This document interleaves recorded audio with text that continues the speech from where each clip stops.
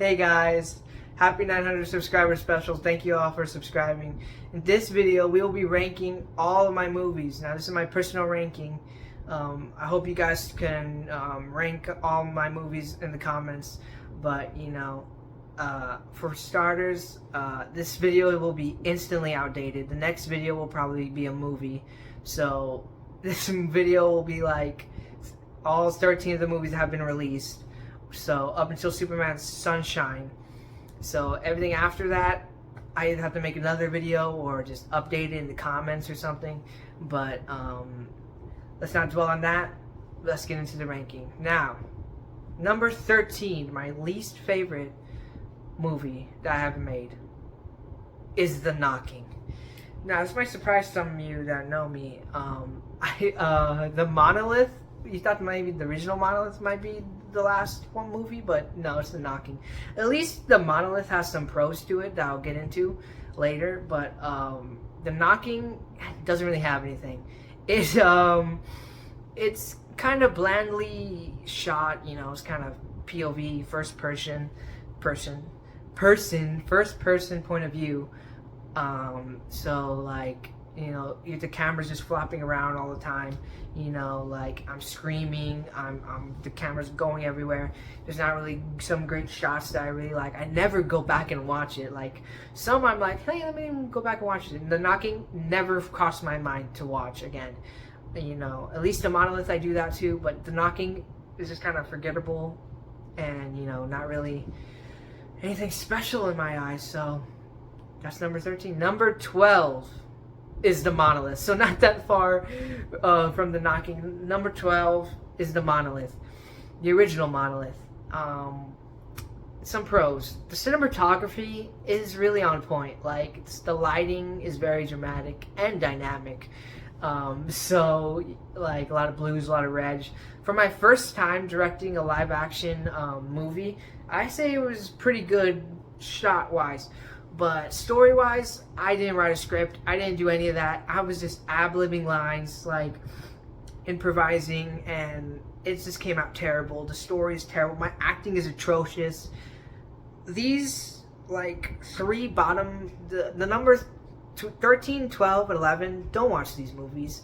You're just better off without them, From 10 on, they're all fine.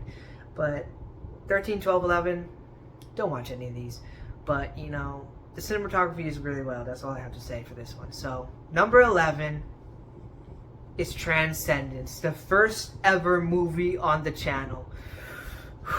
Now, this was, it was very big. It was long as hell, for starters. That's like that's the longest movie on the channel by far.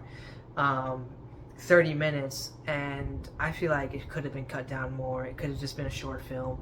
It's very pretentious, and I just feel like I was trying a little bit too hard, but it was my first movie, so I wanted it to be great. But there's some shots that are really good. The stop motion is a little bit janky, but it's fine. Just no reason to go back and watch it ever. Now, number 10 is The Entryway.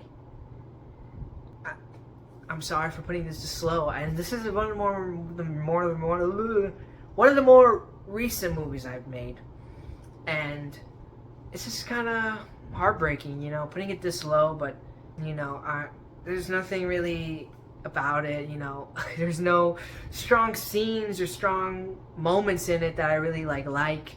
I never go back and watch it, but it's fine. It's a fine movie to watch. It's like nothing really happens in it. There's no big scenes. It's the brand of horror that I do where, this character and then this object or something happens, and then, he does that and that happens, but, it kind of went stale a little for some of these movies, but, that's number 10. Number 9 is Convergence. Now, this one, I was a little ambitious. I maybe flew too close to the sun here. But this one, very heavily inspired by Tenet. I freaking love that movie. But, they're kind of in reverse, and, it really doesn't explain anything. And, it kind of just happens, and that's really it. Convergence is just like, I was following up When a Demon Calls, I think, and I didn't really know what to do. I didn't want to do any more horror. I really wanted to do something else, and I was like, I have this, and then I did it, and it came out fine. It's fine. Next one, number 8, The Pursuit. A little throwback. The movie that came out with right after Transcendence. This one's fine. It's it's fine. Second Lego stop motion I ever did. It's pretty good. It's like a car chase. It's okay. That's all I have to say. Next one, number 7, Night of the Living Toy. Another recent movie that I made that I'm like, it's fine. Like, at least this one has some some scenes that I remember and stick with me a little, but some of the other ones do. But this movie is just like, it's fine. It's okay. It's me in the horror genre, but not me with the peak horror that I've made. Some are really good, some are just, it's okay. I'll never watch it again though, and this is one of those. It's fine. I'll watch it sometime, but what else can I say? It's okay. That's what most of these movies are. They're okay. Now the next one, number 6, The Unseen. My first foray into this split screen kind of thing. This was fun. This was the first movie I showed actual people. People came to my house and watched it, so that was fun. But it's okay. For me and horror, it's okay. It's better than most. Kind of leaves you, the ending kind of leaves you on a bit of a high, or kind of a low for the character, but a bit of high. It's better than most. It's fine. Now the top 5. Number 5, Something in the Darkness. Now, this movie is pretty good. I really like it. I had fun filming it. I think it's really good. I think it's the most. I think it has to be my most inspired by Evil Dead movie that I've made. It has the kind of camera shaking, kind of demon POV, but I think it's pretty good. The cinematography is kind of up there with the Monolith, so that's good. The light, my silhouette in the blue light from the little light casting onto me, that's a pretty good shot. One that I'm really proud of and still think about. So at least it's really memorable. It's pretty good.